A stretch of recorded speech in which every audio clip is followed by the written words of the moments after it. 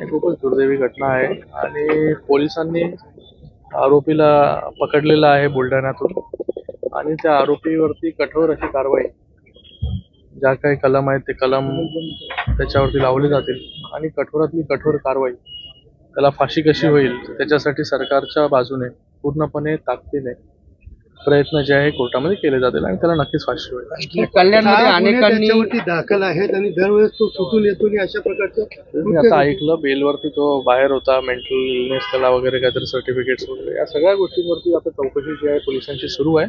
एवढंच मी सांगू शकतो की सरकारकडून पूर्ण प्रयत्न जे आहे त्या गुन्हेगाराला, अशा गुन्हेगाराला ज्याने असं कृत्य केलंय त्याला फाशीची शिक्षा कशी होईल याच्यासाठी पूर्ण प्रयत्न जे आहेत आणि 100% फाशीची शिक्षा त्याला होईल. साहेब, कल्याणमध्ये महिलांमध्ये झालं, मुख्यमंत्री एकनाथ शिंदे यांनी जे केलं तेच करावं असं या सगळ्यांची मागणी आहे. त्यांची कठोर कारवाई आहे, ती कठोर कारवाई त्यांच्यावरती होईल.